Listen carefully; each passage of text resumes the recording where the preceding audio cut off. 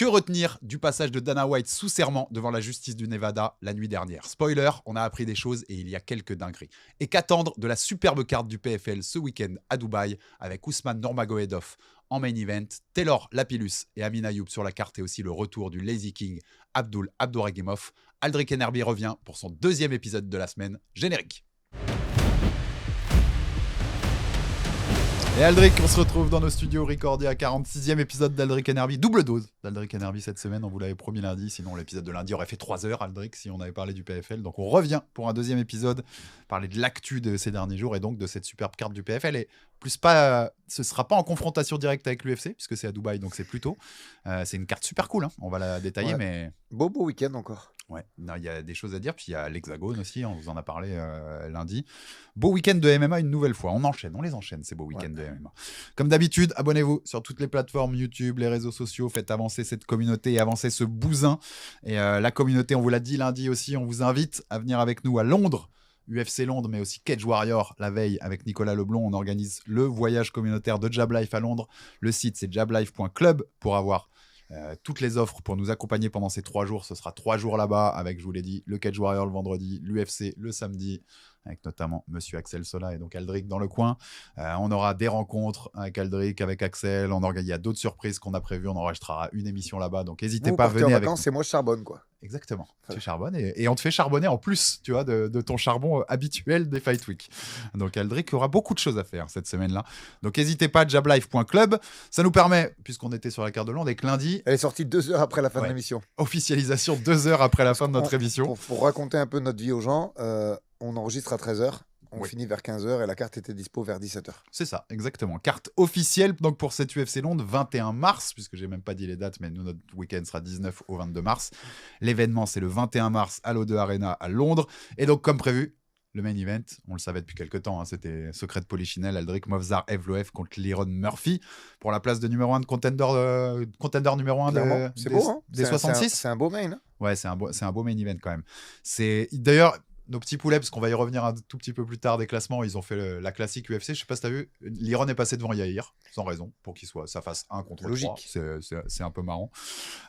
Ouais, c'était le main event qu'on attendait pour Londres. Moi, je suis plus surpris par le co-main que par le main. C'est-à-dire que le main event, il est solide, énorme, avec beaucoup d'enjeux. Là, il coche toutes les cases.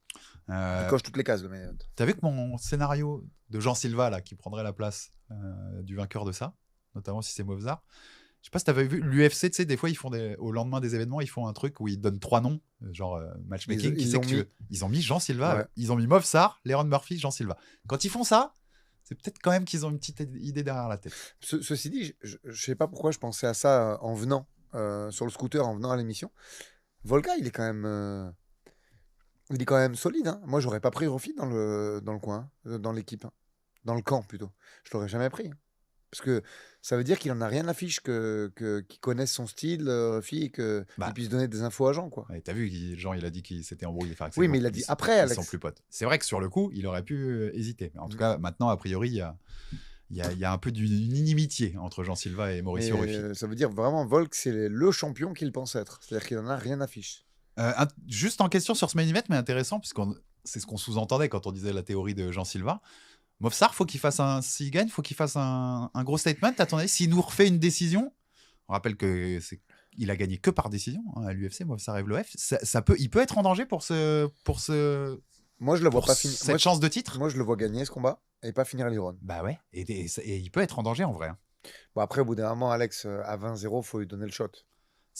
Faut arrêter au bout d'un moment. C'est intéressant, c'est son premier combat en synchrone. C'est son premier main event. Il y a pas longtemps encore, je crois que même peut-être le dernier combat, il était en prélim, ce gars-là. Ouais. Donc là, il est en pleine lumière. Avec les bonus de finition en ce moment, on a compris, on le répète ici, qu'ils veulent du spectacle de plus en plus, l'UFC avec Paramount derrière. Moi, je pense qu'il faut que tu fasses une belle perf, quoi. Si tu fais 5 rounds chiants. Après, il y a un paramètre. On sait qu'il a un jeu très fort en lutte.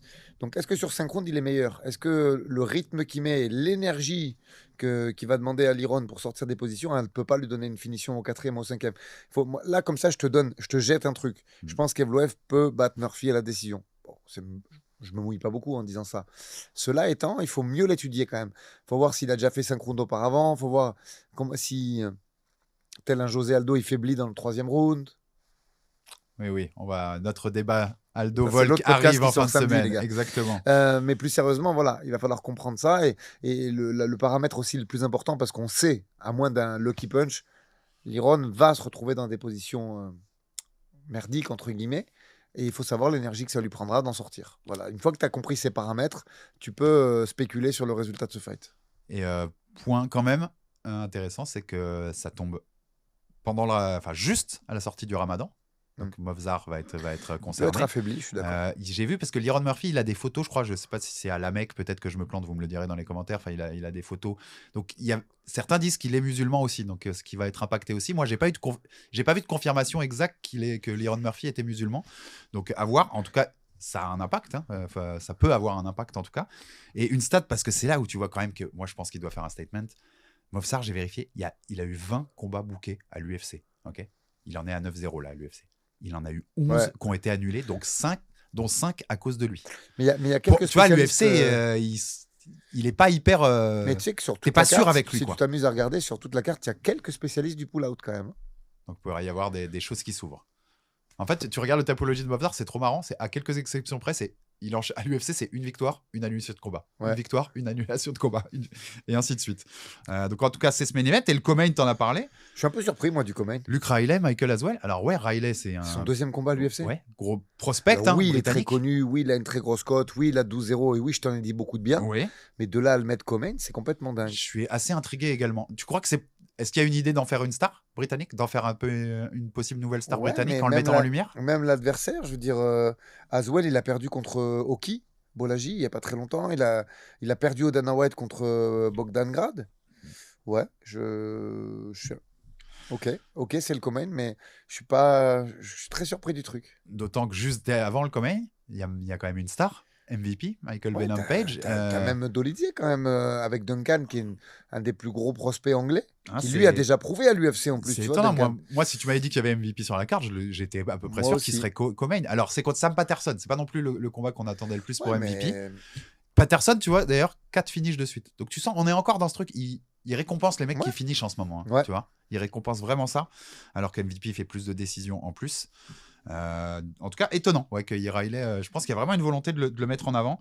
Donc, Page Patterson, c'est aussi la main card. Le reste de la main card, Ivo Baraniuski contre Austin Lane, Roman Dolidze. c'est pas mal ça, hein, Baranowski, c'est 6-7-0, hein, c'est solide. Hein. Je sais Dolidze. que t'aimes pas les 93, mais c'est solide. Non, c'est pas ce que je préfère, mais ça va. Baraniuski, ça m'intrigue de le revoir encore. Roman Dolidze, Chris Leroy Duncan, t'en avais parlé, mais c'était déjà annoncé. Et Curtis Campbell, Danny Silva, on en a parlé lundi. Campbell, c'est ses débuts UFC, c'est celui qui est venu avec les Dana White Contender Series 2025. Donc pareil, on veut le mettre en avant quand même, Curtis Campbell. C'est un local, mais... Il avait fait un sacré statement avec son KO au bout d'une minute 20 contre Dembasek. En prélim, c'est confirmé, c'était pareil, secret de Polichinelle, mais maintenant c'est officiel, Aldric. Mason Jones contre Axel Sola, on y aura le droit et c'est pour ça que tu seras là-bas. On va y revenir beaucoup plus dans les semaines à venir sur ce combat-là, mais excité du match-up et de toi d'être dans la position de ce coach c'est un beau combat. C'est un super combat. Il y a des choses à faire et c'est un combat où on a notre épingle du jeu. On peut tirer notre épingle du jeu. Après, l'UFC c'est dur, on verra bien, mais moi je suis très confiant. L'autre qui est confirmé, c'est Nathaniel Wood, Luzen Keita. Donc les débuts enfin de Luzen Keita, le Belge ancien double champion de l'Octagone, après la pesée ratée de Paris où il devait affronter Pitbull. Donc c'est contre Nathaniel Wood. Le local, Wood, quand même, il a gagné 6 de ses derniers 7 combats. La seule défaite, c'est contre Naimov. Sauf qu'il a beaucoup de décisions. Pareil, tu as l'impression quand même tu vois, on lui met un bourbier, quoi. On lui met un bourbier. Quand t'es à 6 victoires sur les 7 derniers contre Luzen Keita, en prélim, l'UFC, c'est pas facile. Ouais. En prélim, hein, alors que c'est un local. Quelque chose me dit que la carte peut et va bouger. Pas en termes de combat, hein, mais en termes d'ordre. Regarde, l'UFC, pareil, quand il sort, souvent après, ça change aussi dans un moment. À mon avis, là, ce sera pareil. On reste, d'ailleurs, je ne vous ai pas dit tout à l'heure pour MVP, mais Amosov, Yaroslav Amosov a dit que lui, il avait accepté MVP et que finalement, c'est MVP qui avait... Si tu avais MVP Amosov, ça c'était co-main, c'était sûr. C'était assez banger comme combat. Et les autres combats des prélims, Louis Sutherland, Brando Perisic, on est chez les lourds. Mantas, Kondratavicius contre Antonio Trocoli, on est chez les moins de 84. Je te coupe, il te parle ce combat? Oui, il me parle beaucoup. On est d'accord que Virgil Logan va se mettre à peu près au poids pour au cas où?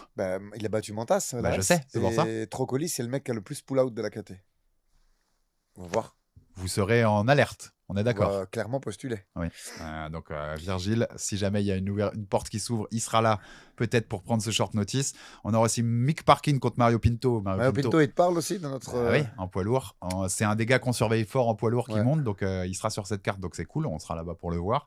Shamrock contre Abdul Karim Al Selwadi et Chanel Dyer contre Ravena Oliveira. Ce sera la fin de cette belle carte. Donc on Ils va. ont rajouté Mullins aussi, mais la petite Melissa Mullins qui était venue faire son camp chez il nous. a été rajouté. Ouais, contre Luana Carolina. Ok. Elle fait son comeback après un petit moment. Elle avait perdu contre. Elle avait perdu contre. Oh là là, ça va pas aujourd'hui. Contre Nora. Ouais. Et là, elle fait son Ah oui, comeback. Je pensais que tu parlais d'un autre combat. Elle a rebattu Claudia Sigula derrière. Et là, elle revient. Mais ça fait un petit moment qu'elle n'a pas combattu. Ça fait depuis novembre 2024. Alors, deux réflexions. C'est une carte plutôt cool. Nous, on sera très content d'être à l'UFC. Alex, vraiment, il n'y a que des prospects sur la carte. Et voilà, il y a beaucoup de prospects observés. En fait, c'est une carte qui est cool, mais bizarre dans la façon dont elle est construite, en effet. Luke Riley en co-main, c'est bizarre. Tu pourrais quand même imaginer un Nathaniel Wood Keita de le mettre en main card, tu vois, pas en prélim. Plutôt que Curtis Campbell quand même par exemple, donc c'est bizarrement construit, mais sinon elle est cool en soi. Même Shaquem Rock qui était sur un 4-0 à l'octogone, il a perdu à l'UFC ses débuts, mais c'est contre Nurolo Aliev qui est vraiment fort. La carte est dingue, voilà, vraiment. Elle est belle en soi, super carte construite bizarre. Et le petit bémol, et bon, ça arrive, il n'y a pas de combat de fly ou de bantam, donc moins de 57 ou moins de 61, et Nicolas Leblond qui sera la veille au Cage Warrior, qui pouvait espérer aussi en cas de pull-out de s'insérer, là il n'y a pas de combat pour qu'il s'insère en fait, Aldric.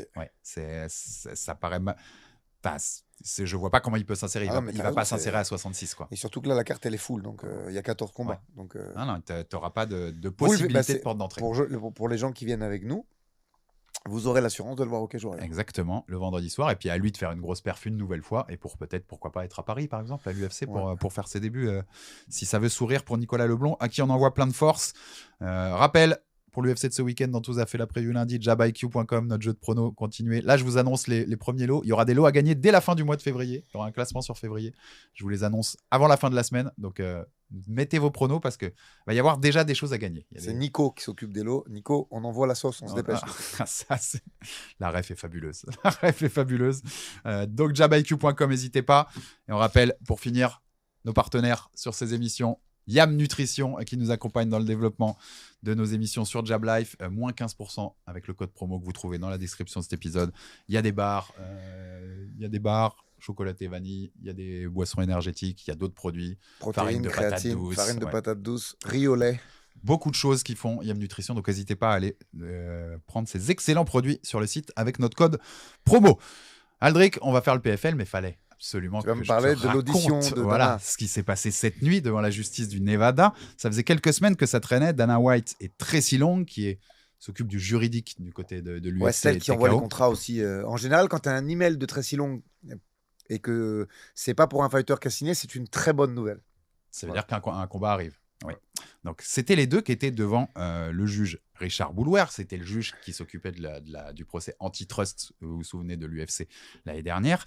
Et donc, ils étaient convoqués devant ce juge hier, enfin dans la nuit, au moment où on enregistre, donc là, jeudi, et ce sera diffusé dès ce soir. Donc, c'est dans la nuit de mercredi à jeudi en France.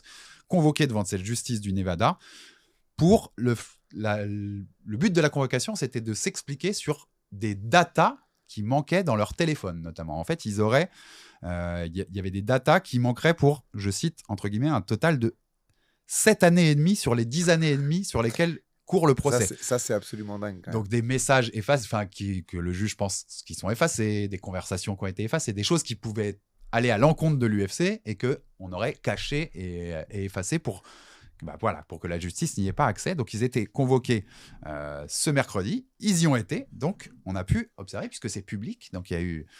je me suis couché très tard cette nuit, Aldric, parce que je voulais suivre ça absolument en direct. Et on a appris des choses. Il y a quand même quelques petites dingueries. Alors, tu rebondis sur ce que tu veux. Ça ne va pas durer très longtemps. Il y a des choses hallucinantes ou logiques quand on voit comment fonctionne l'UFC depuis quelques années. Et le premier truc... Message aux journalistes qui sont en conférence de presse dans les événements de l'UFC. Ne demandez plus jamais à Dana White si un tel va affronter un tel après sa victoire. Ou si tel champion qui il va affronter pour sa prochaine défense de titre. Dana le dit sous serment.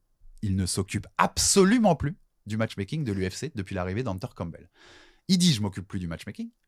Il dit je m'occupe plus des négociations de contrats avec les athlètes et qui s'occupe plus même de décider les payes des fighters. Tu te rappelles au début de la Fight Week du 324 quand on lui demande pour les bonus et qu'il dit j'en sais rien. Et en fait c'était réel. Il ne s'occupe plus de tout ça. Aldric. Il a du poids dans l'orga encore, mais je pense que le business a été confié à Hunter depuis au moins 2 ou 3 ans. Ouais, plus même chez les pompes de TKO, les Harry Emmanuel, les choses comme ça.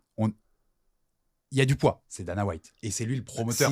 S'il dit un truc, s'il dit donner 100 000 balles à ce mec-là, ils vont le faire. Mais aujourd'hui, c'est le visage de l'entreprise. Tu sais, un peu comme. On est d'accord. C'est la devanture du magasin, Aldric. Ouais, c'est la façade de l'UFC. Mais l'opérationnel des décisions, c'est beaucoup plus Hunter Campbell. Et donc, par exemple, les fighters qui, dans la cage, viennent de gagner, vont voir Dana et disent Dana, la ceinture.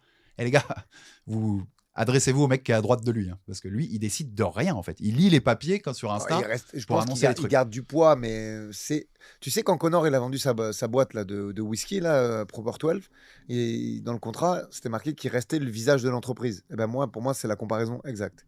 C'est-à-dire aujourd'hui, Dana, il a 10% de la boîte, quand même, si je dis pas de bêtises, toujours, à moins que ça ait été vendu, mais aux dernières nouvelles, c'est toujours le cas. C'est le visage de l'entreprise, il représente l'UFC. Quand il y a un truc à dire, c'est lui qui le dit. Je pense qu'il reste influent, mais je pense que l'opérationnel a été donné à Hunter depuis fort longtemps. Oui, d'ailleurs, il est sous serment quand il témoigne. Hein, donc, tu vois, ce que je te disais en off, on l'a déjà dit à ceux qui nous écoutent, les matchmakers se réunissent à Vegas à 13h le mardi. Ce qui fait, heure française, selon l'heure de jour, enfin d'hiver ou de machin, c'est entre 20h et 19h pour chez nous. Des fois, lui, il est ailleurs.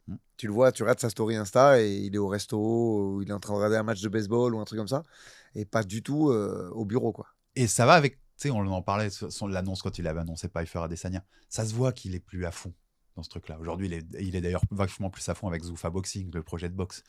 C'est la façade. C'est la façade, mais il y a plus ce truc de cette flamme, puisqu'il explique bien qu'avant, ce qu'on savait, il était le matchmaker avec, à l'époque avant la vente, Lorenzo Fertitta, Joe Silva, Sean Shelby. Aujourd'hui, il dit bien, c'est Shelby, Ménard, Campbell. C'est eux qui sont, quand il répond même aux journalistes et qui dit, quand il noie le poisson en disant, bah, on aura la réunion mardi et on verra, c'est pas on verra, c'est ces trois-là vont voir. Et ensuite, en effet, peut-être que s'il lui donne son avis, ça pèse. C'est Dana White, on est d'accord. Mais les mecs qui décident, je veux matcher un tel avec un tel, c'est ces trois-là, et notamment Hunter Campbell pour les stars. Donc ça, c'est clair et net. Il explique aussi, dans le même ordre d'idée sur son rôle dans l'entreprise, qu'il ne parle plus du tout aux fighters et aux managers, en fait. Non. Il dit, si un fighter m'appelle ou reach out to me, tu vois, me contacte, je demande tout de suite aux matchmakers pourquoi ils le font et je leur renvoie la balle. On est d'accord, il n'y a pas de contact, en fait. Je pense que Dana. Sur des mecs comme Ali Abdelaziz, qui ont vraiment une ancienneté avec lui, il se peut encore que ça envoie des messages, mais globalement, en tout cas, moi, de ce que je connais à ma petite échelle et mes liens d'amitié avec Majdi Chamas, le manager de Khamzat et d'autres, ça passe, les décisions importantes, il s'adresse à Hunter. Non, et il dit d'ailleurs, quand on lui parle d'Instagram, parce que ça tourne beaucoup autour des téléphones, vu le but de son passage là devant la barre, il dit qu'il ne parle pas aux fighters ni sur WhatsApp ni sur Instagram, à part à Conor. Il admet, Conor, que même Conor lui a demandé pour la Maison Blanche, tu vois, donc je pense qu'il y a encore des petites relations avec certains, comme tu dis, les historiques ou les grandes stars comme ça. Mais sur le reste, dans l'opérationnel, c'est plus du tout ça. Donc, on lui demande si les clauses dans les contrats, par exemple, des clauses, parce qu'il y a eu la rumeur qu'il y avait des clauses justement pour que les mecs portent pas plainte, comme il y a eu le procès là pour antitrust. Il dit, je mets pas mon nez dedans. La paye des fighters, je cite, je ne me souviens même pas la dernière fois que j'ai parlé de ça. Donc, ça fait très, très, très longtemps. Plus de communication. Tu vois, la communication sur le matchmaking et les fighter pay, il dit, j'ai stoppé après, très court après 2017. On rappelle que la vente, c'est 2016-2017. En fait, ça fait longtemps qu'il est plus impliqué là-dedans et qu'il est que l'image de l'entreprise, comme tu disais. Et il y a la petite phrase aussi, vous ne trouvez pas un seul manager sur cette planète qui vous dira que j'ai négocié un contrat depuis je ne sais pas combien de temps. Donc, c'est vraiment une image, en fait, Dana White, mais c'est important. Parce qu'il y a beaucoup de gens encore qui croient que c'est lui le boss. Ils en jouent. Le mec qui décide de tout. Ils font tout pour mettre Hunter moins exposé, tu vois, mais ça, il n'empêche que... Tu dis, alors, Dana White est beaucoup plus connu, mais tu dirais pas qu'il serait temps, en fait, de mettre Hunter devant ? Non, je pense que lui, il préfère, en tout cas, je pense, moi, pour l'avoir observé et m'être très brièvement entretenu avec lui, il préfère parce qu'il n'aime pas la lumière. Tu vois, quand il était venu par là Manon, il est rentré dans le couloir du médecin. Tu vois, Alors, il aurait pu l'attraper en sortie de la cage, tu vois. Les gens auraient peut-être filmé, ils auraient pris une photo d'Hunter qui s'adresse à Manon.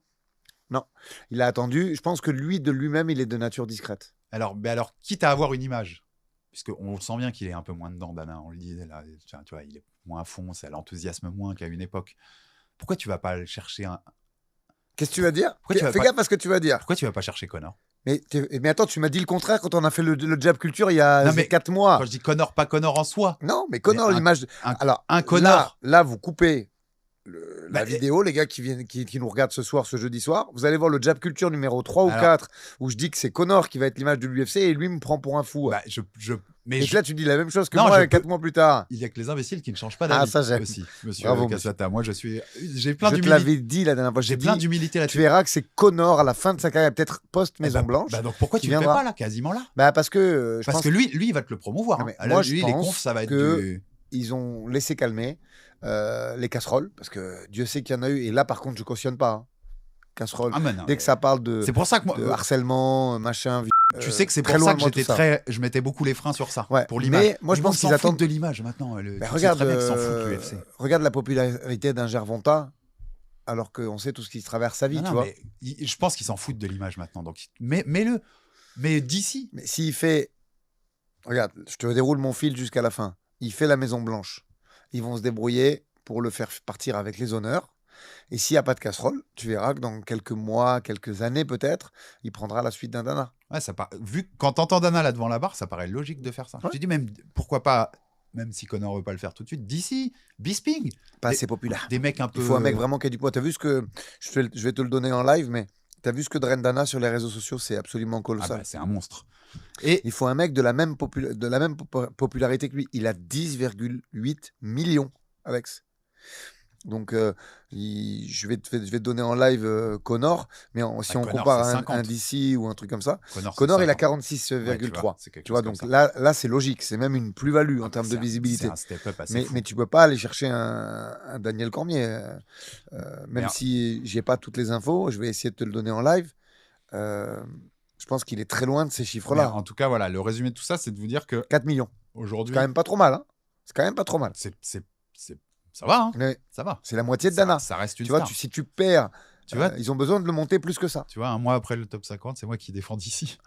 Les rôles s'inversent. Non, mais c'est une légende. Mais je pense qu'il n'est pas encore assez connu.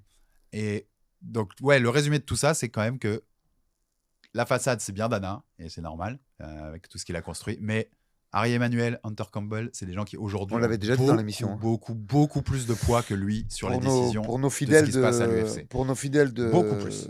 de Jab Life, on l'avait déjà dit à de nombreuses reprises dans l'émission. Et alors, nos quelques dingueries quand même pour finir, parce que quand même c'était marrant sur toute la partie téléphone et les messages qui manquent. Alors déjà, lui comme Tracy Long, hein, la majorité des réponses c'est je me souviens pas, je sais pas, je me souviens plus du timing, enfin tu vois, les trucs habituels pour quand t'es un peu dans la sauce face à la justice.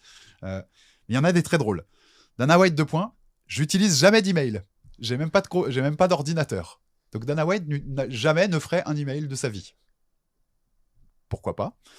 Je ne me souviens pas de mon numéro de téléphone, je le connais pas. Je ne connais pas mon numéro de téléphone. Moi, Voilà. j'y crois, ça. Non, c'est pas Je possible. pense qu'il a des soucis de santé bien plus importants qu'il nous le montre. Oui, mais tu l'as sur toi, tu vois. Tu peux le sortir au pire. Ouais. Je sais pas. C'est ton numéro de téléphone quand même. Et s'il a des santé au point de ne pas se souvenir de ça, arrêtez de me le foutre devant les caméras du monde entier à chaque sortie du UFC numéroté. Il va finir par dire des dingueries. Il dit des dingueries quand même, des fois. Qui dit des dingueries déjà.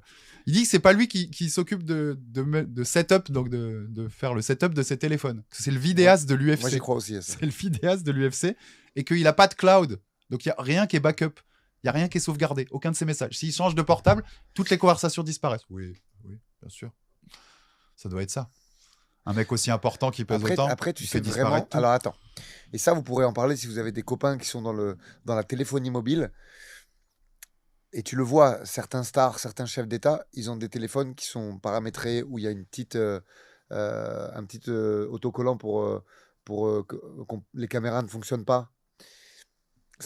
C'est pas que je défends, hein, Mais oui, ça arrive. Tu as des mecs qui préparent les téléphones pour qu'on puisse pas les pirater, qu'il n'y ait pas de cloud, qu'on peut pas les géolocaliser et que la caméra soit Oui, neutralisée. par contre, quand il y a cette année et demie où il manque des data, ça arrange ça Non, arrange quand même bien tout le Alex, monde on qu'il n'y s'est ait pas de compris. cloud, tu vois. Je te dis juste, c'est pour avoir vu ça un peu en Protect rapproché avec Christophe Midou, il y a des mecs qui font ça volontairement. Et alors, superbe Anti-piratage, en fait. coïncidence, Tracy Long comme Dana White ont perdu leurs 2 derniers téléphones au même moment. Ils ont perdu les 2 téléphones. Voilà, Hop, ça, ils ont j'ai disparu. compris. Et donc, le téléphone de Dana dit que c'est possiblement donc un membre de la famille d'Harry Emmanuel. D'ailleurs, il y a des mecs qui ont retrouvé des photos, tu le vois, avec le collier UFC, donc a travaillé pour l'UFC, qui aurait été viré parce qu'il a volé des cadeaux pour les employés, des ordinateurs, une bague de Little League, c'est du baseball pour les enfants. Et donc, quand on lui demande si c'est lui qui a volé son iPhone, Dana dit bah oui, je cite, c'est la seule chose qui fait du sens. Donc, ils mettent tout sur un membre de la famille malin, du patron de TKO. Genre, c'est lui qui nous a volé le téléphone et c'est pas moi, je sais pas où il est. Lui, il a dû être viré avec un beau billet. Et en plus, pour Parce être. que juridiquement, pour que ça tienne la route, il faut le faire. Ah oui. Donc il faut le virer. Et puis pour Ils être ont le dû gars, l'indemniser, en plus. que tu vas mettre dans la sauce devant la justice, Il a dû partir avec Ah un oui. beau billet. Lui. beau billet, et à mon avis, il a fait vraiment des dingueries pour qu'il le mette sous le Non, bus ou comme alors il ça. a rien fait tu du tout, vois. mais il le charge Et c'est le mec qui prend tout pour les Ça, autres. je te dis, il a un beau billet, lui. En tout cas, oui, les 2 téléphones ont été perdus au même moment. Lui, sa vie est finie. Hein. De Tracy et Je te promets que sa vie est finie. Il a dû partir avec un bifton, lui, c'est quand même le kleptomane. c'est quand même moche, tu vois, de perdre au Ouais, même moment c'est ballot, hein. les 2 portables. C'est quand même ballot, ça. Et donc, aujourd'hui, cette séance judiciaire, elle continue. Et aujourd'hui, donc, dans quelques heures, au moment où vous entendrez ce podcast, ils vont faire parler Hunter Campbell, Elliot Howard, qui est le mec qui set up les téléphones de Dana. Bon, après, tu vas voir. Le vidéaste de l'UFC. Hunter, il a fait du droit quand même. Hein. Il est avocat de formation. Il sera Donc un peu je pense que devant la cour, il va fermer des bouches. Hein. Et Eriki, qui est le mec qui s'occupe du département social média de l'UFC. Donc, ces 3-là vont aussi témoigner sous serment devant cette juridiction. Alors, mea culpa si je me trompe, mais il me semble qu'il a fait Harvard. Hunter. Hunter. Oui, il est plus près. C'est vrai que tu voyais quand même. D'ailleurs, tu vois aussi, quand tu écoutes le truc d'hier, tu vois que Tracy Long, qui vient du paralégal, tu vois, donc est vice-présidente qui s'occupe de la partie légale, beaucoup plus carré. Réponse vraiment, tu as Ouais, tu sais, quand tu as fait du droit, c'est pas la même chose. Elle savait ce à quoi elle faisait face. Tu sentais que Dana, de temps en temps, bon, t'es un peu aux fraises sur ce qu'il répondait, quoi, tu vois. Il répondait un peu ce qui lui passait par la tête en essayant de noyer le poisson. Mais à suivre, parce que s'ils arrivent à prouver qu'il y a eu des effacements de machin et qu'il a dit le contraire sous serment, tu connais les États-Unis, hein. Bah, sans le téléphone, ça va être compliqué à prouver, Alex. Donc c'est pour ça qu'à voir ce qui va se passer. Il me passait le message s'il pouvait rendre les téléphones. Voilà, Henri Emmanuel. Henri Emmanuel. En tout cas, j'ai trouvé génial qu'ils mettent sous le bus le mec de la famille du patron de TKO. Ouais, c'était quand même assez énorme. Et pour le petit clin d'œil, hier, au même moment, l'Instagram de Mick Ménard a disparu. Ah ouais. Oui. Exactement le même au moment où il témoignait devant la justice. Je sais pas. C'est pour le clin d'œil. C'est peut-être juste une coïncidence, mais en tout cas, c'est pas si anodin que ça, hein, Aldric. Ah non. Ce qui se passe là. T'as raison, peut-être qu'ils n'arriveront pas à le prouver. S'ils arrivent à prouver qu'il y a eu obstruction de justice en enlevant des datas que la justice avait demandé, ouais. Je te dis, Nevada ou pas, et influence de Dana ou pas, même auprès de Trump et tout. Il n'est pas réapparu d'ailleurs. Hein. Il n'est pas réapparu, l'insta de Ménard, non. Bah, tu vois. Je te dis, ça veut pas forcément dire, hein, c'est pour le clin d'œil. Mais ouais, il faut suivre cette affaire-là, qui n'a pas du tout été suivie en France. Et là, notre j'ai vu journaliste personne suivre ce truc-là. Mais il peut y avoir des conséquences sur l'UFC. Le Élise Ducet du MMA, il est ici. Ou sur la structure de l'UFC, sur qui dirige ou qui est là, tu vois. Peut-être que si à un moment la justice arrive à prouver ça, bah ça va peut-être accélérer aussi, que la façade, on la change, tu vois. Ravalement de façade. Ouais, exactement, ravalement. On finit les actus avant de passer au PFL, actu UFC. Les petits poulets ont parlé. Les petits poulets, ils ont mis Benoît devant Paddy. Benoît est numéro 5 devant Paddy Pimblett, numéro 5, donc des moins de 70 kilos. J'allais dire un truc sur les mecs qui critiquent mes réels Insta, mais avant, je vais faire l'inverse. Je vais remercier parce qu'il y a la 80% qui donnent des super commentaires et après j'ai pas envie de dire ouais mais tu t'intéresses qu'à ceux qui disent du mal. Donc on va remercier d'abord les 80% et on va s'adresser aux 20 qui disent ouais il est complètement fou. En plus ils me parlent comme si j'étais leur copain. J'hallucine moi, je capote. Je n'en peux plus de ça. C'est-à-dire que les mecs me parlent comme si on allait au ciné ensemble ou au resto. Bref, ça c'est un seul débat. Les gars, moi sur les events, je suis toujours en bas des hôtels et je me balade, je ne suis pas caché. Donc ceux qui m'aiment pas, venez me parler, on va discuter, échanger des points de vue. Plus sérieusement, Mighty Mouse dit à peu près la même chose que moi. Hein. Voilà. Écoutez son podcast. Pour ceux qui parlent anglais, sinon c'est pas moi qui vais vous le traduire, hein, trouver quelqu'un. Mais il dit à peu près la même chose que moi concernant Benoît. Hein. Et un éventuel affrontement avec Arman. Pas dans les mêmes termes. Hein. Mais je te l'ai dit lundi, moi je le mets pas favori contre un Arman à tout pour rien. Reprends ce que j'ai dit, j'ai pas dit favori. Je sais. Mais j'avoue que moi, dans les conversations que j'ai vues ces derniers jours, j'hallucine à quel point. Il y en a qui voient Arman comme une sorte d'intouchable. Enfin, il y en a aussi qui voient qu'Arman fait 1m88. Je t'ai montré non, mais c'est bizarre. Bon, voilà. Il est fort, Arman. Il est très fort, Arman Tsarukyan. Tu vois, je remettrais qu'on garde bien mes paroles dans leur ensemble là-dessus. Mais moi aussi, je le trouve très fort. Il y a des gens pour qui j'ai l'impression que c'est une sorte de demi. D'ailleurs, je l'ai dit, moi, dans le truc. Je dis attention, au niveau stylistique, c'est pas terrible le match-up. Non, mais c'est Odin pour certains, quoi. Tu vois, c'est un demi-dieu intouchable. Non, mais il a fait des super fights, mais il a aussi fait une décision contre Mathéus. Il n'y a pas que du très bon dans ses pressas. Les styles font les match-up. Et puis à ce niveau-là, tous les mecs ont des qualités, tu vois, pour gagner des combats. Sa gestion d'un mec qui lui avance dessus H24 et qui est capable de sortir de certaines positions au sol, moi je m'interroge. Mais comme Mighty Mouse s'interroge, tu vois, je suis pas fou, les gars. Juste des fois peut-être un peu trop en avance sur certains, mais je suis pas fou. En tout cas, on a vu aussi Ilia Topuria, je sais pas si tu as vu là ces dernières heures, diffuser des images de lui à l'entraînement avec Ravi Clemens. Ce qui fait plaisir. Ouais. Complètement. Ce qui fait plaisir de pouvoir en train de vendre sa maison au tribunal. Et on a besoin d'Ilia dans la cage. C'est une star, c'est un super combattant. On n'a pas envie de le voir au tribunal. Non. On a envie de le voir dans une cage. Il est exceptionnel, ce gars-là. Exceptionnel combattant, star aussi. Enfin, quand même, tu vois, c'est une des stars de l'orga, donc ça fait plaisir de le revoir. Il était au pas d'ours avec Ravi Clement qu'on a reçu dans Grand Talk. Avec un espagnol absolument fabuleux. En espagnol de première. Voilà, Justine rigole. Comment está usted, Alexandre Herminet? C'est-à-dire que Justine a dû l'écouter 50 fois puisqu'elle a monté le truc. Mais tu sais que Justine, elle doit en faire des cauchemars. C'est le numéro combien, celui-là? 46. C'est le meilleur podcast de sa vie. Elle s'éclate depuis tout à l'heure. Je l'entends rire à chaque frame. Hein. Elle rigole. Non, mais c'est elle qui a le plus subi mon espagnol. Je veux dire, plus que ma femme colombienne. Moi, j'ai regardé que le début. Après, c'était malaisant. Donc, Topuria qui revient. Si jamais ça va dans le bon sens, on peut quand même imaginer Gedji à la Maison-Blanche. Mais tu sais, ça, avec BSD 5e, Aldric, ça ressemble de plus en plus à Benoît Arman. Hein. Je vais te répondre franchement. Ton scénar Benoît Arman, il prend sens. Hein. Je pense que dans ce mois de février, il nous faut un peu de réussite. Hein, Alex. Mais je pense que ce mois de février, en termes de décisions prises par les petits poulets et le comité des trois, puisqu'on sait que Dana n'y est plus. Voilà, c'est bien. Maintenant, à partir de maintenant, on ne dira plus les décisions de Dana. On dira important. Le comité des trois. Oui. Et il peut se passer beaucoup de choses. Et vraiment, mais des choses de dingue. Je veux dire, aujourd'hui, la situation de Benoît Saint-Denis, il peut y avoir statement. De Nassourdine Imavov, il peut y avoir statement. De Cyril Gane, il peut y avoir statement. Et quand je dis statement, ça veut dire ceinture, vous avez compris. Hein. Et Manon Fiorot. Et Manon aussi.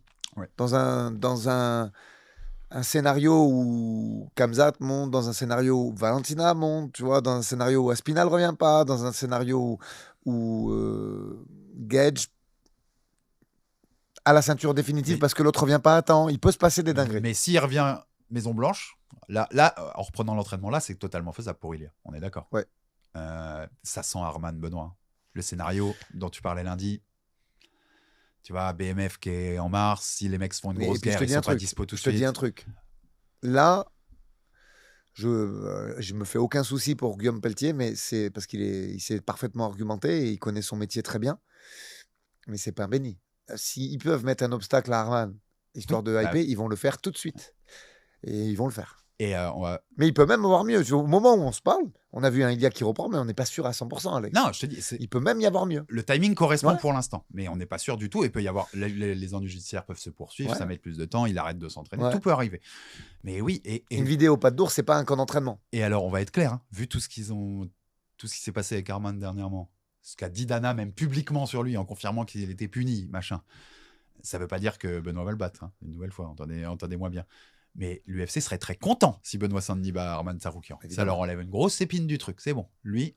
Comme ils sont très contents si Liron bat Evloev, on se le cache pas tout ça. Le mec qui nous embête là, tu vois, hop, et basta. Et on a le français militaire, machin, tu vois, qui est cool et qui est action fighter. Ouais. Pour eux, ça serait parfait. C'est vraiment sur les 4 noms que j'ai cités. Et en plus, il peut se passer une dinguerie sur le mois de février. On peut nous annoncer une dinguerie. Et c'est tout bénef de faire ça en fait. Benoît il perd pas grand chose. T'as perdu contre Arman, tout le monde le voit, comme je disais, un intouchable machin, numéro 1 de la KT. Tu le recules même pas beaucoup, Benoît. Il peut même derrière faire Max ou Charles, tu vois. Ouais. T'as quasiment tout à gagner en fait. Moi j'y crois. Dans cette KT, Ruffier arrive à la 9e place. après, quand même, à noter, après sa victoire contre Fiziev. Donc top 10 pour Mauricio Rossi.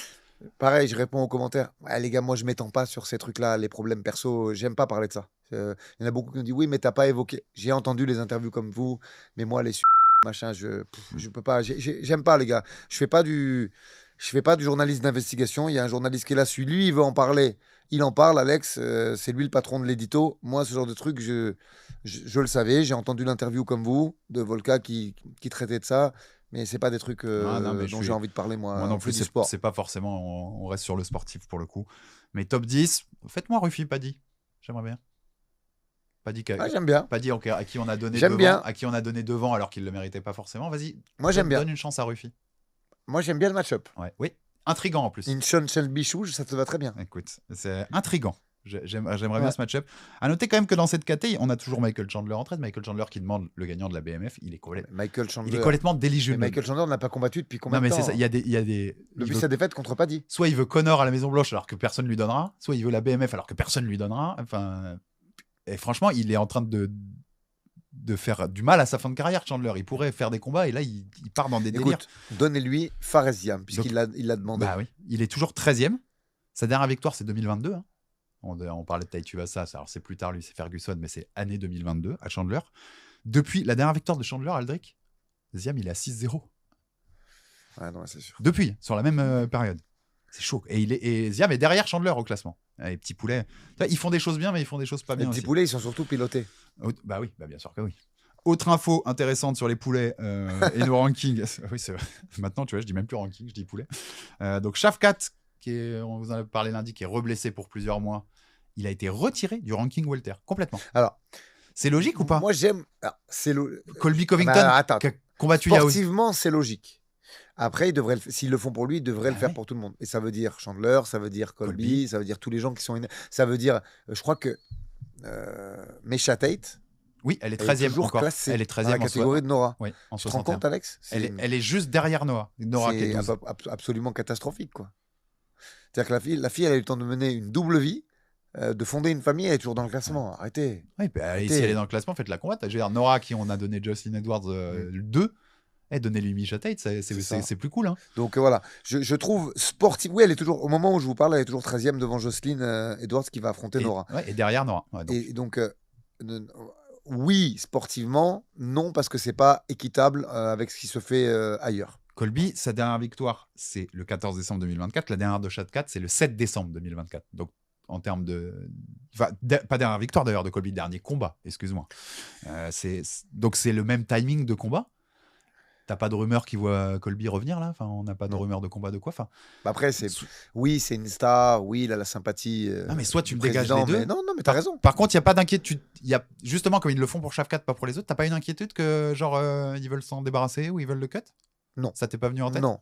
Je pense vraiment que. Après, tu sais, il faut comprendre le système en fait. Je pense qu'il a dû aussi refuser, parce qu'en fait, il te demande des comptes. Quand tu es classé sur les blessures, on te demande des comptes, on te demande d'aller à l'UFC Performance Institute, de voir les médecins de l'UFC. Si tu le fais pas, il faut vraiment avoir un dossier blindé, Alex, sinon tu peux vraiment t'attirer des antipathies, tu vois. Maintenant, quand on a fait les croisés, je peux te dire que j'avais un sacré dossier. J'ai pris le chirurgien qui a opéré, comment il s'appelle, Zlatan Ibrahimovic. Il était connu, il était affilié par la NBA. Et c'est eux qui ont payé les dépassements d'honoraires, par contre. Hein, là-dessus, ils sont hyper carrés.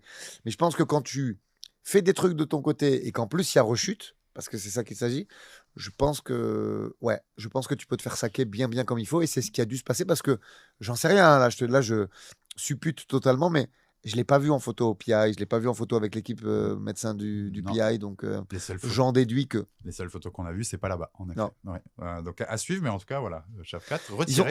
Ils ont un process, Alex, qui est ce qu'il est, mais qui a le mérite d'être carré. Si tu ne le respectes pas, c'est à tes risques et périls, mais tu as intérêt à ce que la guérison... Parce qu'il faut se dire les choses, une rechute, c'est pas normal. Non. Tu vois, ça veut dire que ou la réathlétisation n'a pas été bonne, ou tu as repris trop tôt, ou tu as mal été opéré. Mais il y a un truc qui va pas. Donc qu'il soit en colère après ça, et parce qu'il n'a pas suivi le process, et qu'il le tèche des rankings pour ça, c'est pas impossible. En tout cas, j'espère vraiment qu'on va le revoir et à un bon niveau. Moi aussi. Parce que Sinon, il aura tout de suite la place le jour où on fera le top 10 des talents gâchés ou des mecs dont on aurait voulu voir plus. Quoi. Parce que c'est un énorme talent quand même, Shavkat. Donc, plein de force à lui. On espère qu'on le revoit vite. Colby, quand même, pour les petites stats, parce que j'ai noté, c'était marrant. Donc le dernier combat, c'est il y a 418 jours. La dernière victoire, c'est il y a 1433 jours. C'est Jorge Masvidal, qui est quand même à la retraite depuis largement. 0 victoire contre un des membres du top 15 actuel. Rien. Non, mais il est à Payol. Dernière victoire contre un combattant qui est actuellement officiellement actif. Ouais. Ok. C'est il y a 2798 jours. Et ce combattant officiellement actif, c'est Rafael Dos Anjos, qui a toujours pas pris sa retraite, mais qui est plus combattu depuis octobre 2024. Le seul mec que Colby Covington a battu à l'UFC et qui a combattu depuis plus d'un an, enfin depuis octobre 2024, donc depuis quasiment 1 an et demi, c'est Max Griffin. C'est le seul de tout son CV. C'est chaud, hein. C'est chaud. Enfin, Colby Covington, tu sais qui c'est ? Chaud. Je te fais une belle ref, je te fais une belle passe dé là. C'est le Randy Orton de l'UFC. Ah ouais, ça. Tu sais pourquoi je te dis ça ? Nos rêves catch. Tu sais pourquoi je te dis ça ? Parce que Randy Orton, c'est le seul mec au groupe de l'UFC qui a affronté Hulk Hogan. Ouais. Voilà. Non mais là, elle est belle ou pas ? Là c'est pire que ça. Là, il y a que les mecs de 35 balais et plus qui vont me suivre. Je te jure, c'est pire que ça. Là, c'est terrible. Là. Je te parle de Hulk Hogan quand même. Le mec avait 70 ans. Il n'y a pas pire que ça. Il est 13e, le pote. Non, mais après, plus sérieusement, ils font ce qu'ils veulent avec les rankings. Ah ouais, non mais là, point final. S'il fallait une preuve de ma thèse des petits poulets, ben vous l'avez. Ils font absolument là, ce qu'ils veulent. Soit il a des dossiers, soit Trump les a appelés et leur a dit Colby, vous le bougez jamais. J'en sais rien. Non, mais moi je pense vraiment qu'ils vont tirer leur révérence sur des events comme la Maison Blanche. Je pense qu'on risque de voir Colby sur Maison Blanche. Ouais, mais après, il faut que ça. Ouais. Et va savoir s'ils l'ont pas réservé à Conor. T'as vu les chiffres que je t'ai dit ? Parce que s'ils peuvent faire partir Conor bien, Colby c'était un match-up impossible pour Conor il y a 5-6 ans. Quand il bat Robbie, le volume qu'il met, il aurait noyé un Conor au même titre que Khabib l'a noyé. Mais le Colby de maintenant, à qui on donne un petit billet en plus pour qu'il garde en striking. Comme notre Conor est un petit peu gras, tu le welter, ça lui va bien. Ouais. Voilà, à mon avis, on va voir ça, Alex, à la maison. Ça fait partie des candidats qui auraient du potentiel, en effet, pour affronter McGregor. Parce que je te dis, si ma thèse est juste, il faut qu'il sorte bien de la Maison Blanche. Et aujourd'hui, je vois pas, en dehors de 2-3 noms à l'UFC, d'où il peut sortir bien. C'est compliqué. Chez les petits poulets aussi, Tai Tuivasa, donc qui, je rappelle, dernière victoire février 2022, 6 défaites de suite. Bah, il est toujours 15e chez les lourds. Après sa défaite contre Teixeira. C'est-à-dire qu'il pas de lourd. Il le garde dans. Non, mais pas de lourd. Cette KT, c'est un enfer. Et notre dernière news, ça c'est news combat plutôt, Asu Almabayev est out du main event contre Brandon Moreno. UFC Mexico, c'est le 28 février et à la place c'est Loner Cavana qui va le remplacer. Cavana qui devait affronter Bruno Silva sur cette même carte et à la place Bruno Silva affrontera Charles Johnson. Alors c'est marrant parce que Charles Johnson a mis KO Loner Cavana il y a quelques mois, mais Charles Johnson vient de prendre un KO contre Alex Perez. Ça fait pas vraiment de sens de faire Moreno. C'est pour donner un adversaire à Moreno. Voilà. Parce qu'en plus quand tu regardes le classement, il y a pas tant de noms que ça qui peuvent qui pouvaient prétendre pour donner un venir. mec à Moreno et pour faire un beau UFC Mexico. Mais tu sens que c'est du matchmaking, on sauve la carte un peu, quoi. Tu vois, il y a pas de sens à mettre Loner Cavana ou à mettre Johnson contre Silva. Après, c'est un peu bizarre, quoi. Je t'amène un petit peu de contribution à ça. Je les trouve très en retard sur le match-up. C'est-à-dire que normalement, au moment où on est là début février, ils devraient matcher sur avril-mai.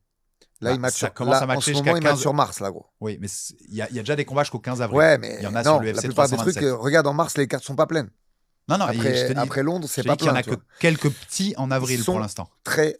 Si tu prends le rythme qui était le leur l'année dernière, là, ils devraient matcher sur avril-mai, Alex. Ils sont très à la bourre. Il n'y a toujours pas, on le rappelle, il y a toujours le problème qu'on a dit lundi, c'est-à-dire, à part Volk, aucun champion masculin n'a défendu sa ceinture encore. Il n'y a aucun combat d'annoncé. C'est pour ça que je te dis que nos 4 Français cités précédemment, beaucoup de choses vont se jouer au mois de février. Beaucoup de décisions qui vont être prises. Et en effet, plus tu avances, et plus il y a ce truc où il n'y a pas de champion, plus en effet la carte de la Maison Blanche peut être un truc en fait assez incroyable où tu mets beaucoup de gros combats. Ouais, moi je vois un peu un freak show arriver, mais on verra bien. Tout est un peu ouvert. Tu sais qu'ils ont, en dernière info sur ce main event à Mexico, ils ont demandé à Kyoji Horiguchi s'il voulait prendre Moreno, qui va affronter Amir Albazi ce week-end. T'as pas vu la réponse de Kyoji ? Je prends, mais j'affronte Albazi. J'affronte Albazi et 3 semaines après, je vous prends Moreno si vous voulez. Et c'est l'UFC qui a dit non, apparemment. Ouais. Gangster, Kyoji Horiguchi. On aime ça quand même, tu vois. On aime.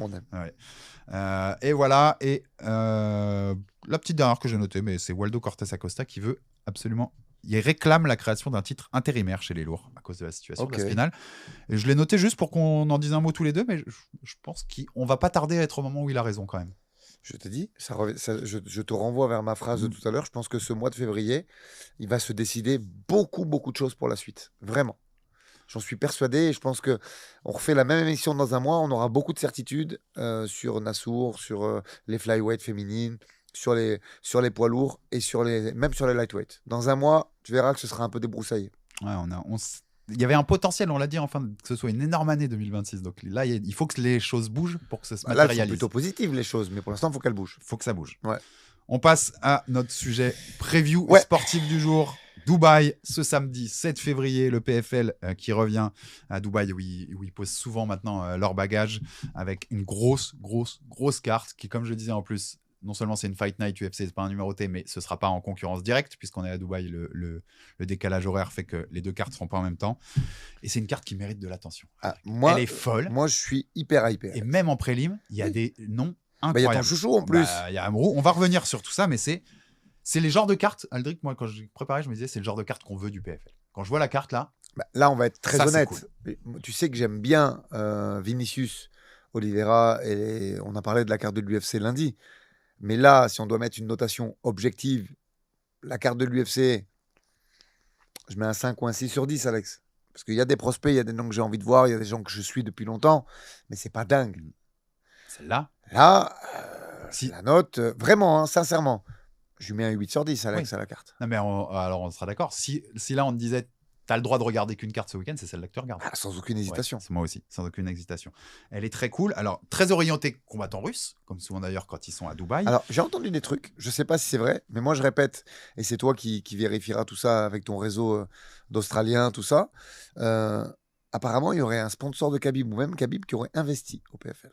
Ouais, c'est possible. Voilà. Ouais. Voilà la news. Ça y ressemble de plus en plus. Mais alors, avant de rentrer dans chaque combat, c'est intéressant ce côté très porté sur les Russes. Parce que, on en parle depuis quelques semaines. C'est l'UFC qui tourne de plus en plus. L'UFC n'en veut pas. Vers le spectacle, vers les chaos. On va être très honnête. Hein. Qui n'aiment pas plus beaucoup en fait ce type de combattants. Qui aussi, et ça on en a parlé, là c'est plus qu'une question sportive, mais la Russie n'est pas un marché qui rapporte beaucoup en termes de droits télé et choses comme ça.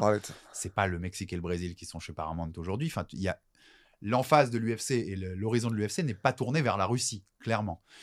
Et quand tu vois cette carte qui est magnifique, avec des combattants superbes, il n'y a pas de hype, Aldric. Comme très souvent au PFL, quand même. Il n'y a pas de hype.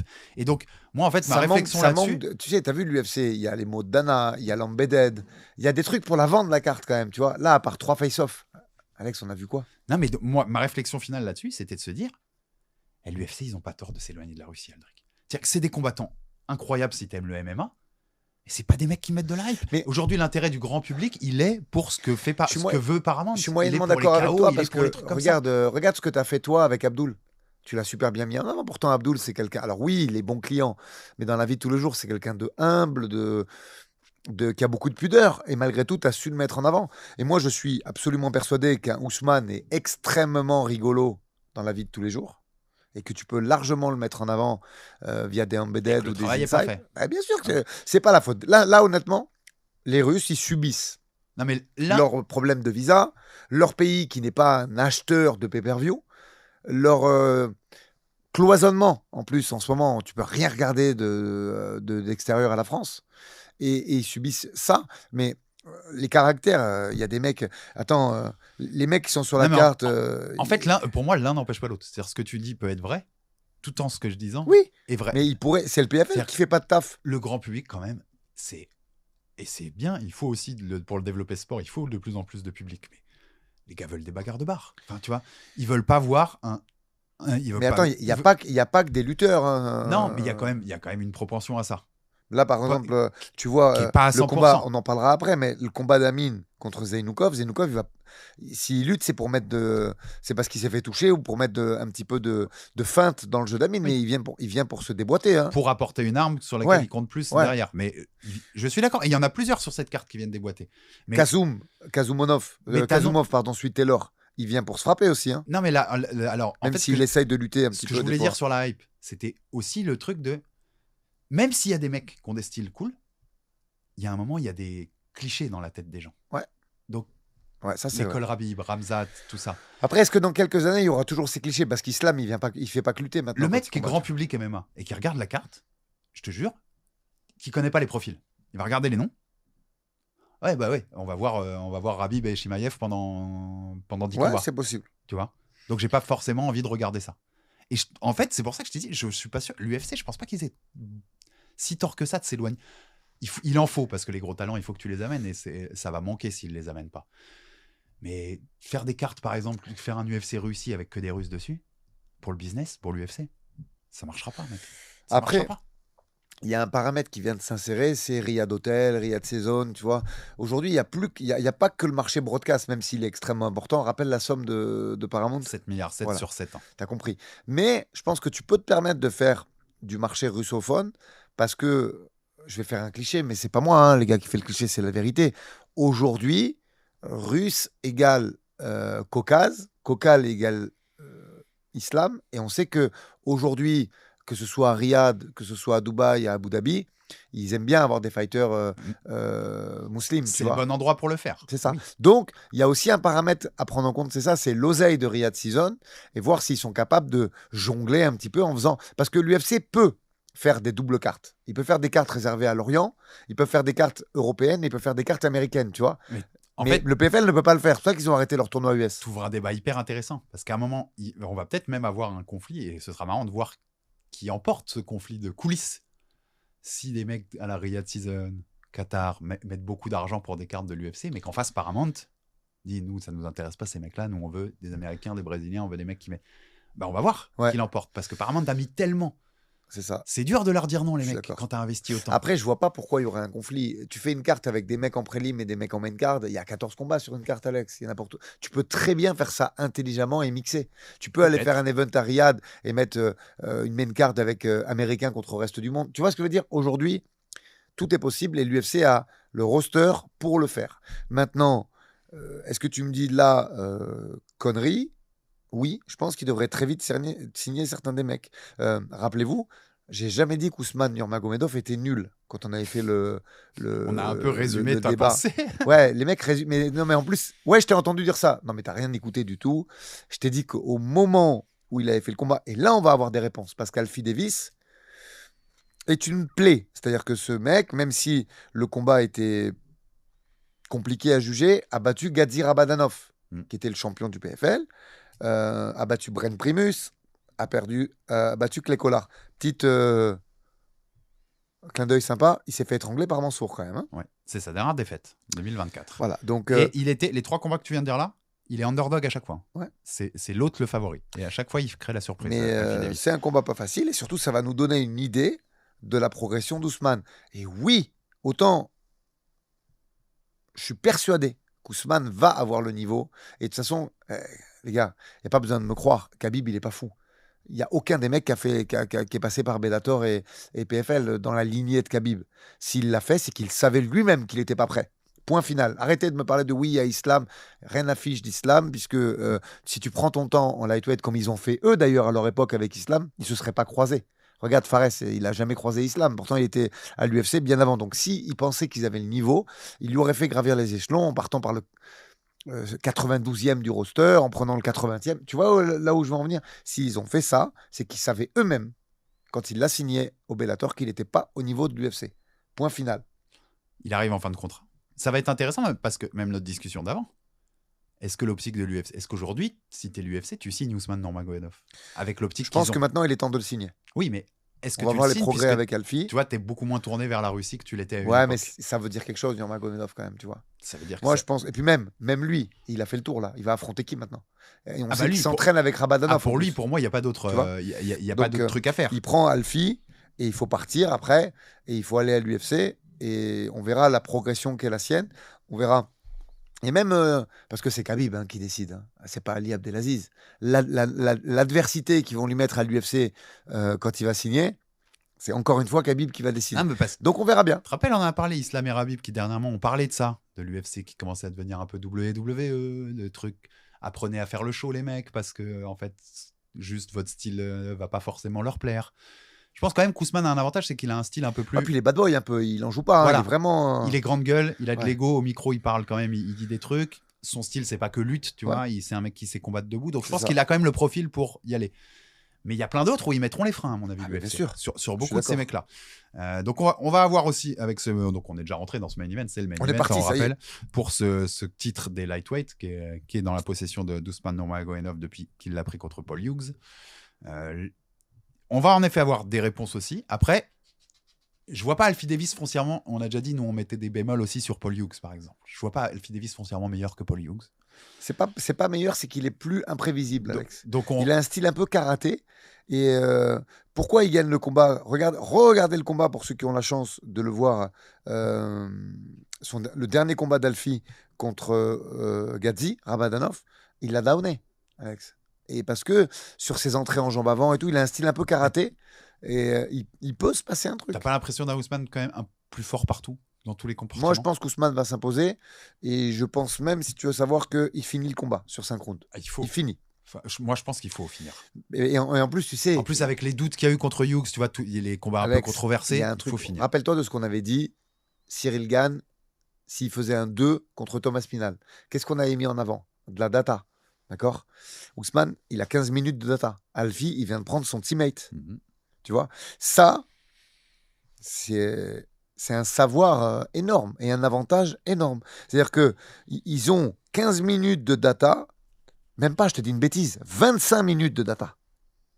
De Gadzi Ramadanov. Parce que c'était la finale du tournoi 2025. Contre Alfie. Ouais.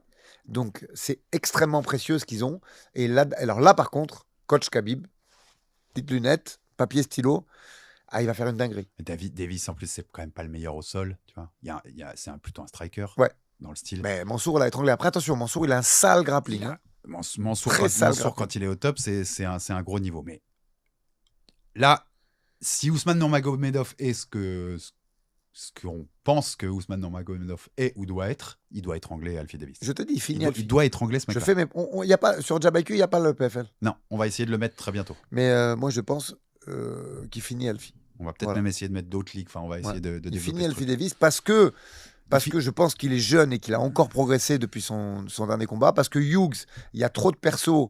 Et je vous l'avais dit, pour moi, il y a un gros écart entre Hughes et Ousmane. Mais la haine, les émotions qui sont passées vers lui l'ont ramené vers le bas. Rappelle-toi ce qu'on avait dit aussi, parce que ça peut jouer aussi.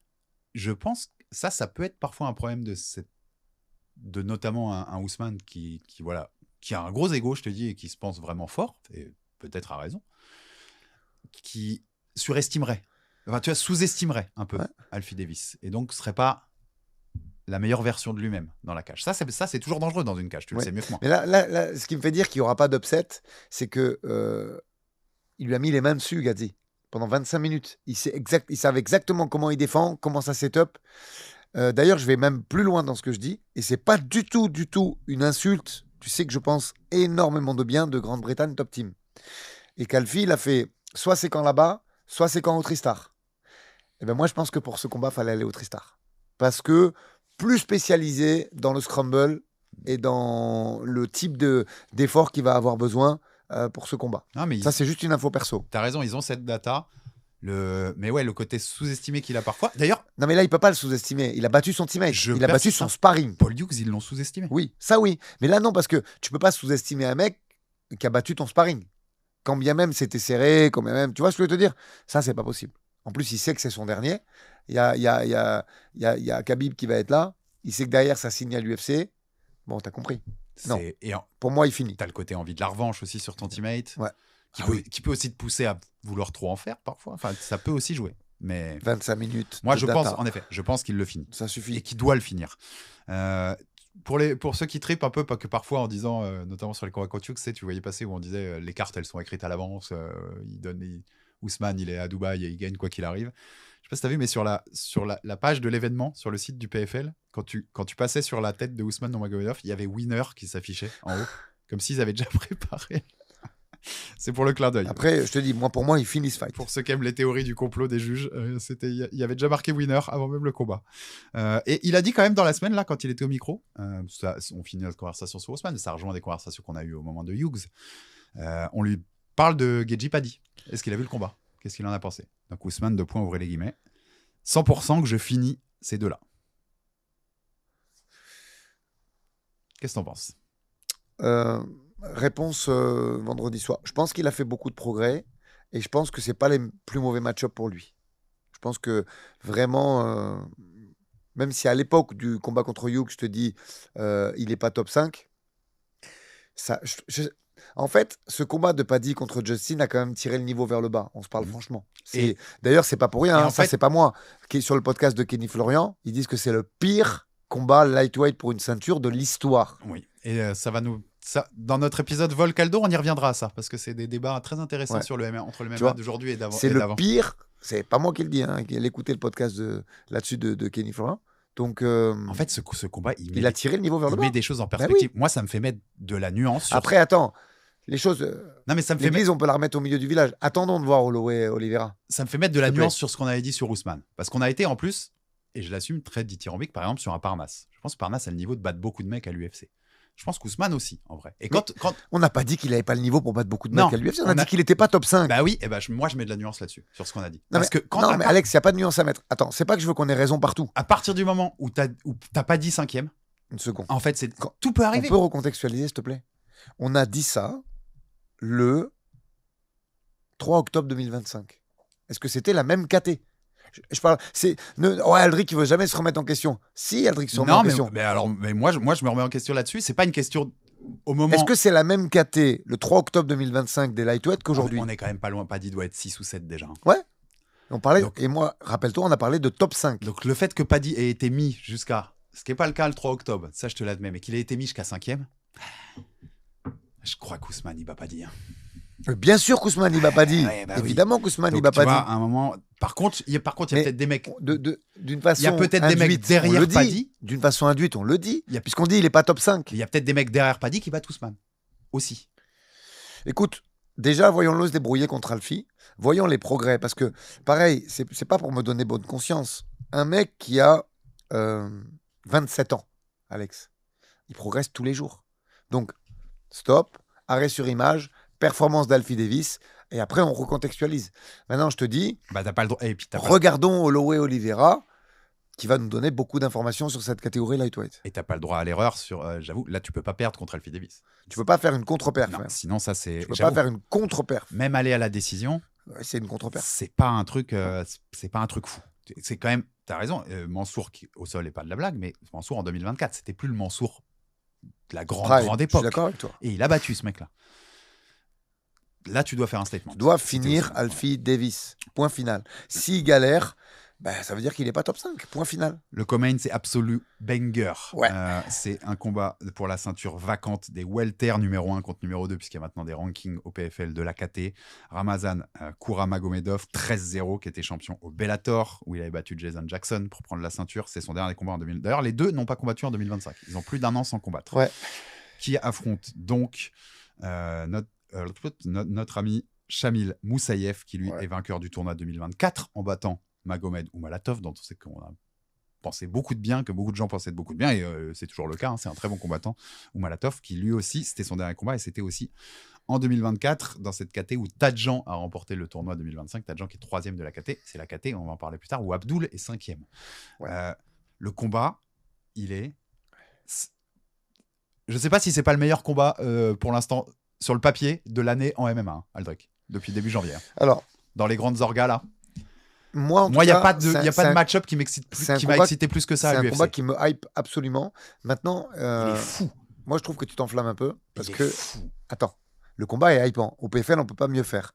Maintenant, moi, c'est l'adversité des deux qui me. Oumalatov, je trouve que d'un côté, Moussaïev, il a battu Oumalatov, qui était aussi dans ce registre. Derrière ça, il a battu Ramazanov, Mourad, et Logan Storley. En dehors de ça, je suis pas fou par l'adversité. Non, mais... D'accord. Et de l'autre côté, attends, je vais au bout. En fait, Kouramagomedov, la même chose. Pour moi, à part Jason Jackson, il n'y a pas beaucoup d'adversité. Alors, en fait, c'est pas dans ce sens-là que je le disais. C'est 2 invaincus. Non, mais attends. Ça, je te parle du niveau mondial pour se projeter, en fait. Ceinture vacante. Un mec qui est quand même très dans l'archétype un peu russe, Kouramagomedov, qui est plutôt lutteur-grappleur. Moussaïev, il a beaucoup plus un jeu tourné vers le debout, hein, vers le stand-up. Oui. Une vraie opposition de Non, mais style, contrairement à des fois Non, russe. en fait, je me suis mal exprimé, excuse-moi. Le combat est hypant de ouf. Souvent, je réponds aux gens qui disent ouais, mais la KT Walter au PFL, elle est meilleure qu'à l'UFC. Non, Je crasse des dents. non, je te dis Merci. pas. Une fois qu'on a dit ça, Mais sur l'opposition de style, invaincu, c'est ceinture. ce qu'il y a de mieux. Après, bien sûr que si tu me fais Tadjan, Cédric Doumbé, je suis un peu plus hypé parce que je suis français. On est d'accord. Mais je pense que parle sportivement. Ils peuvent pas faire mieux. Et qu'on m'entende quand je disais ça. Hein. Bien sûr que j'étais beaucoup plus happé par Benoît contre Hooker. Il n'y a pas photo. Mais tu vois, si tu regardes le sportif MMA. En Walter, aujourd'hui, au PFL, tu peux pas faire mieux. Non, tu peux pas. Voilà. Tu peux pas. Tu peux pas faire mieux. Tadjan qui sera d'ailleurs à Dubaï. Quand je disais que je suis pas hypé, j'espère que Tadjan va call out le vainqueur. Je pense qu'il prend le vainqueur, sauf si. Moi, que j'aimerais bien le voir contre Doumbé. Sauf s'ils ont prévu Cédric, pourquoi pas. D'ailleurs, Cédric peut être à Dubaï. Hein. Peut être à côté de la salle, ça j'ai pas vu. Patrick Abirora sera à Dubaï. Ouais. On verra, je sais pas. On verra ce qui se passera pour Patrick. Je sais qu'il l'aime bien au PFL. Donc, en tout cas, il y sera. Il sera au bord de la cage. Il y est déjà même. Non, c'est un combat. Ouais. Sportivement, tu peux pas faire. Sportivement, il est très cool. Exactement. Et en fait, quand j'ai dit je parlais de l'adversité, c'était dans la projection des messages qu'on nous envoie. Ouais, au PFL, la KT, elle est meilleure qu'à l'UFC. Non. Mais sur ce que tu peux faire au PFL, tu peux pas faire mieux. C'est le plus cool. Je suis d'accord avec toi. Donc, Kurama Gomedov, Moussaïev, raté le pas, je pense que. Et puis, en plus, opposition de style, ce qui n'est pas toujours le cas, tu dis, dans les archétypes russes. Tu as raison. Donc, intéressant. Abdul sera aussi sur la main carte. Le retour, plus d'un an sans combattre lui également. On l'a en interview sur Grandento, qu'on vous l'a même mis à part l'interview. Donc, n'hésitez pas à aller sur notre chaîne YouTube la retrouver. C'est son retour. Lazy King contre Kenly Saint-Louis. Il devait affronter Oumalatov. Oumalatov a été forfait et donc remplacé par l'américain Kenly Saint-Louis, qui a un profil un peu bizarre. Il a pas mal de soumissions en carrière. Pas un spécialiste du grappling à la base. Alors, je pense, en plus, tu vas me donner ton avis sur ce retour, mais quand tu écoutes l'interview d'Abdul, qu'il m'a donné, tu comprends très bien qu'Abdul, sur cette année un peu en dehors de la cage, s'il y a un truc sur lequel il a réfléchi, il fait 5 minutes là-dessus. Oui, j'ai entendu. Où il dit, j'ai trop voulu prouver un moment debout, mettre des KO, parce que je voulais écouter les gens et les sirènes de l'UFC à une époque, le machin. Et tu as l'impression qu'il y a un retour à la base. Et que ce qu'il veut faire, c'est aller faire ce qu'il fait le mieux. Et on sait ce que fait le mieux Abdul, c'est d'amener les mecs au sol et de les terrasser parce qu'il est très, très, très, très, très fort dans, je suis d'accord avec ça. toi. Et si on voit ce Abdul-là, je pense que Kenly Saint-Louis, ça va pas durer très longtemps, Aldric. Non mais, soyons francs. On souhaite à Abdul le meilleur. Là, il a un combat de retour. Oumalatov, c'était un gros challenge dès le départ. Là, il a un combat de retour. Je pense que dès qu'il va lui mettre la main dessus, c'est fini. Voilà. Si il a pu s'entraîner correctement, si on a un Abdul à 80%, il met la main dessus, c'est terminé. C'est quand même bien au-dessus. C'est pas le même monde, c'est pas le même sol. Il n'y a aucun monde où Saint-Louis, Kenly s'en sort des mains d'Abdul au sol. Et j'aime bien qu'ils disent, tu vois, parce qu'à un moment, oui, le MMA c'est un sport complet, donc faut avoir les bases de tout et faut pouvoir se défendre dans toutes les situations. Mais Abdul, son truc, le truc qui fait qu'Abdul, tu le kiffes, c'est qu'Abdul, il te met la main dessus, c'est chaud pour ta tête. C'est ce que je te dis. Donc s'il revient à cette base-là, de pur, je vais t'attraper, mec, et tu vas taper très vite, on va s'éclater. Et si tu fais un gros statement là, dans cette carte-là, sur la main card, avant le combat pour la ceinture de ta KT, où tu es déjà 5e du ranking, il y a des choses à faire. Moi, je te dis un truc, je pense que s'il se débrouille bien, il peut avoir... parce que, ok, ils sont sur place. Patrick, il n'est pas là pour ça. Je pense pas que Abirora soit sur place pour call out le champion de la KT. Je me trompe peut-être, hein, mais je pense pas. Je pense qu'ils vont prendre les sous et patienter un peu. Step by step. Ouais, en fait, je pense qu'en termes de niveau, Patrick, il a le niveau pour y aller. Mais je pense qu'il là, pour l'instant, ils sont à un seuil de rémunération très très bon et très confortable, et que ils vont pas prendre au prochain combat ça directement. Ils vont faire monter les enchères et l'expérience et le highlight de Patrick pour aller faire une ceinture avec le double d'argent. Voilà ce que je pense. Mais pour revenir à ça, Abdul qui fait une grosse perf, peut-être que lui peut aller chercher. Imagine que Tadjan, finalement, il fait Cédric. Cédric arrive à les convaincre. Ouais, puis Alex, c'est la culture de l'instant. Abdul, il est en main card. Il fait une finalisation en faisant Jean-Claude Van Damme et le grand écart. Il a vendu son truc. Oui. Le gagnant du truc. Et pour moi, c'est ce qu'il va faire. Je te dis la vérité. S'il est à 80%, il va lui rouler dessus. Et pourquoi pas un Abdul qui fait la ceinture. Et pas en voiture, revenir. Dans les mois à venir. Aux commentaires qu'on m'a fait sur les réseaux. Pourquoi pas dans les mois à venir, en vrai. Bien sûr. Je remonte la carte, c'est pas les combats qui nous intéressent le plus, mais je vais dans l'ordre de comme elle est inscrite. Carte où devait y avoir Dakota Ditcheva. Ouais, blessée. Blessée finalement, elle c'est contre Denise Kielholtz, qui finalement affrontera Antonia Sylvain Haïdé. Donc, Dakota Ilcheva, ça aurait été encore un star power en plus pour cette carte, pour le coup, Absolument. à Dubaï. Donc, en remontant dans dans le désordre, l'ordre inverse des combats qu'on va avoir, on aura aussi Jesus Pinedo, qui est le finaliste du tournoi 2025. On est chez les moins de 66, contre Salamat Isboulaïev, qui est que je connais depuis les aussi. IMAF 2022, qui est solide quand même. Hein. Solide, c'est pas un très très gros palmarès en termes d'adversité, mais c'est solide. Non, invaincu, prospect. Et Pinedo aussi, un bon combattant. Hein. Oh, donc, oui. C'est lui, il avait perdu la finale contre Movlid Kaiboulaev, qui a été depuis suspendu pour EPO. Ouais. Donc, il pourrait même, dans les faits, il pourrait même presque mériter d'être le vainqueur du tournoi. En tout cas, moralement, il l'est, le vainqueur du tournoi 2025, chez ses moins de 66. Pouya Ramani, le poids lourd dont on vous a déjà parlé. 5-0. Aussi, voilà, qui fait son 6e combat contre Carl Williams, qui est un ex-UFC, 3-1 à l'UFC quand même. Ouais. Et battu Tafa, je crois. Ouais. Junior Tafa, il me semble. Donc, Pouya Ramani, toujours intéressant à voir. C'est un profil. Ça progresse. Comme je le disais, le statement qu'il fait contre Tramelsi en le mettant en KO après l'avoir battu en grappling, on a envie de voir. Il s'entraîne à la Team Nogueira à Dubaï. Il s'entraîne avec Kalim Mastouri il n'y a pas très longtemps. Et on a envie de voir les progrès qu'il a fait sur son stand-up et sur ses transitions. On aura derrière un de mes chouchous, Amrou Magomedov. Le Amrou de l'UE Warrior, il est là. Je vous l'avais déjà lui, parlé. Il ne mériterait pas d'aller à l'UFC, lui. Ancien champion de l'UE Warrior. Moi, je persiste dans ce que j'avais dit la première fois que j'en ai parlé ici. Je pense qu'à la fin du fin, je pense qu'il a un plus gros potentiel qu'un Ousmane, par exemple. Je pense, ça ne veut pas dire qu'il sera meilleur que Ousmane. À mes yeux, il a un plus gros potentiel. Est-ce qu'il est meilleur que Rabadanov déjà à 26 ans, moi j'ai presque envie de te dire oui. Oui, il est à 9-0, c'est ses débuts au PFL, donc il affronte Colton Englood, qui est un mec à 15-4. Après, attention, il est beau à voir, Alex, mais à l'UE Warrior, il n'y a pas une adversité de fou. Tu as des choses à prouver.